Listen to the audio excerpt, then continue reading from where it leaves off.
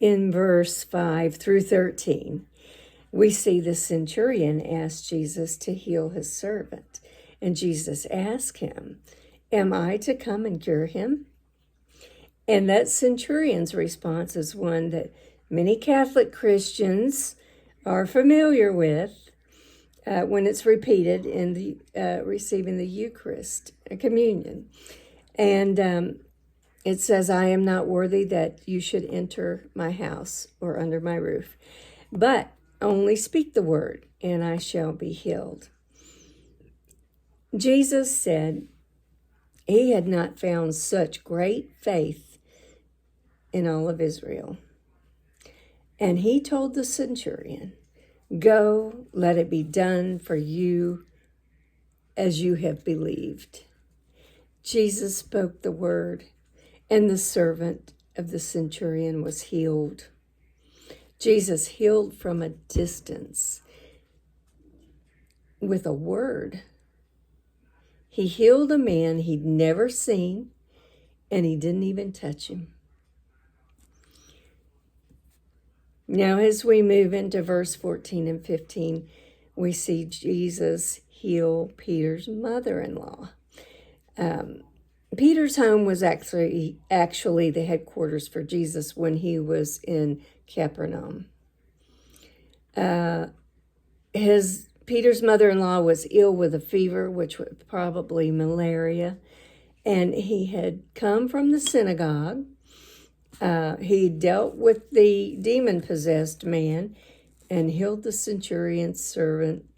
And now, in a simple cottage, Jesus heals Peter's mother-in-law, and she immediately busied herself attending to his needs and the needs of the other guests. There's a principle for us here. Jesus doesn't need an audience to show you his love and heal you. Jesus doesn't need an audience to show you his love and heal you. Jesus doesn't need an audience to show you his love and heal you. Now, Peter's mother-in-law used her gift of health to serve Jesus and to serve the others. And that's the way we're to use our gifts as well. Now, in the Gospel of Mark, chapter 1, verses 2 through 34, it's clear that the miracles in this event happened on the Sabbath day, and Sabbath law forbid all work on the Sabbath. There were no time clocks in that day, and the Sabbath officially ended when 2 stars could be seen in the sky. This is probably why the crowd waited till the evening to come to Jesus after the 2 stars were seen in the sky. Jesus had been to synagogue. He had healed the demon-possessed man, sent healing to the centurion's servant, healed Peter's mother-in-law. He had preached and taught all day, and he encountered people that were bitter and opposed him. Now it's evening. God gave man the day to work, the evening to rest, and it was supposed to be a time of quiet, but not so for Jesus. If there should be a need, there is no rest for Jesus. Matthew probably inserted this passage in verses 18 through 22 because he saw a miracle in it. There was a scribe who wanted to follow Jesus. He gave Jesus the highest title. He called him teacher, and that's the highest title in Hebrew for a rabbi, teacher.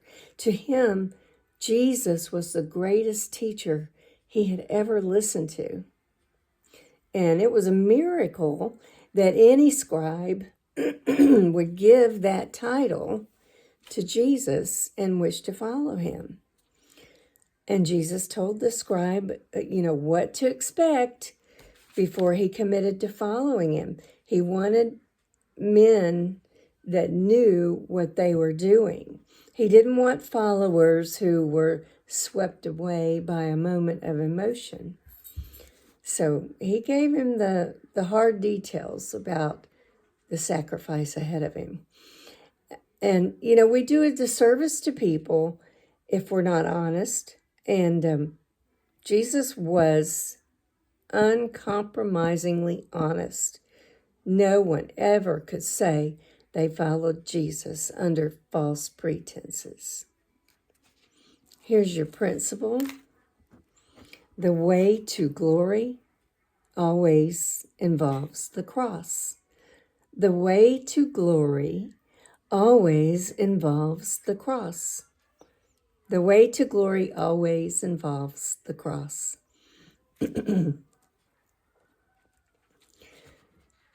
We do a disservice to people if we lead them to believe the Christian way is the easy way. Now, in verses 18 through 22, there's another man that wanted to follow Jesus, but he wanted to fulfill his sacred duty as a Jew, and that was to ensure a decent burial for his parent. Father could be very much alive, and what was meant was he wanted to fulfill the duties to his parents and to his relatives before he could leave them to go with Jesus. In fact, he couldn't leave until after his father died. And like I said, his father could have been very much alive at the time.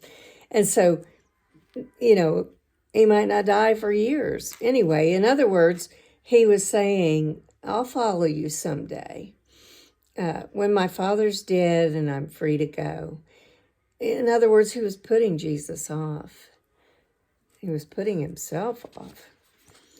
Well, Jesus knew that he didn't follow him at that moment. He never would. He knew if he didn't follow him at that moment, he never would. So